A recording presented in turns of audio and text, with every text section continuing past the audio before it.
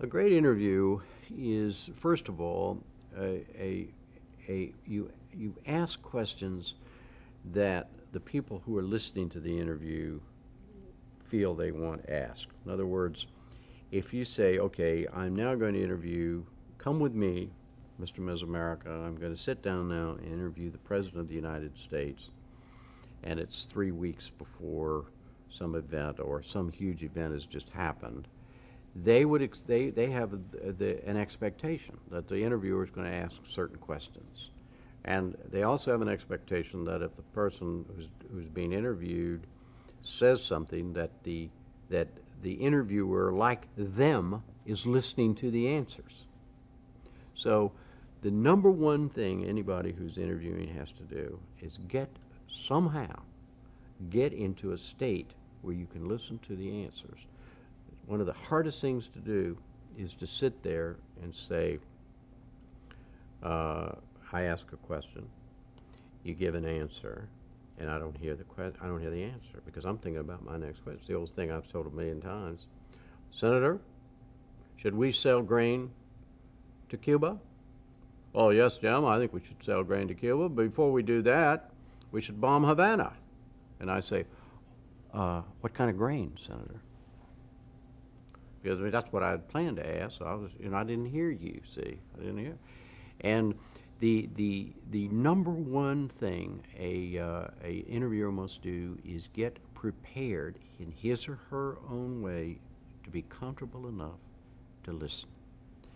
The second thing is that interviewer has to get comfortable enough with him or herself to be able to ask a simple, direct question.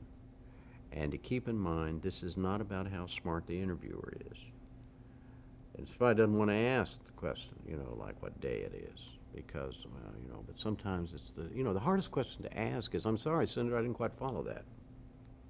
That's a hard one to answer. I mean, the guy's got to go through it again, Or, what did you mean by that? You use the word conflict. Conflict between whom, among, those are the kinds of questions that can only be asked by somebody who's listening and who has done his or her homework to know that's important. Because a lot of answers are boilerplate, boom, they don't have any relationship directly to the question. You got to know enough to know that.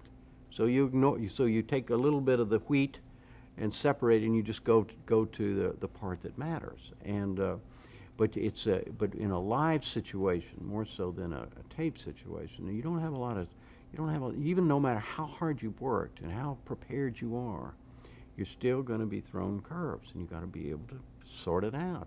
Let's say you've decided to do an interview. I've decided to do an interview, a 12-minute interview, and I'm going to get to, I'm going to start with the Middle East, and I'm going to end with Indonesia.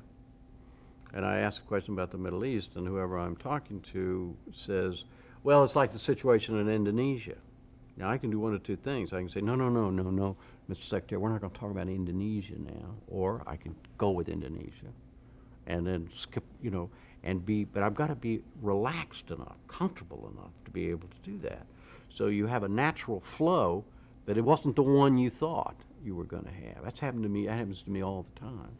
And I consider a failed interview also is when somebody says to me, oh, your questions were terrific. And you say, well, what'd you think of the answer? Oh, I don't know what he said. I said, well, that's a failed interview. I mean, if you can only remember the questions and not the answers, that's great if you're auditioning for another job. I'm not auditioning for another job. And I don't want to be graded by my questions. I want to be graded by the answers. And it seems so simple, Don. It seems so simple, but it is not simple. You must really think about technique. You must really understand that an interview is different than any other thing. It's a separate little thing you do, and there's nothing natural about it.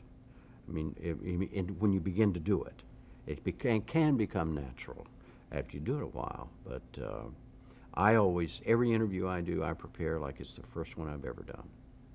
because I don't want to make a fool of myself on national television. And if I'm not prepared, I might. So I don't want to even have that as a possibility.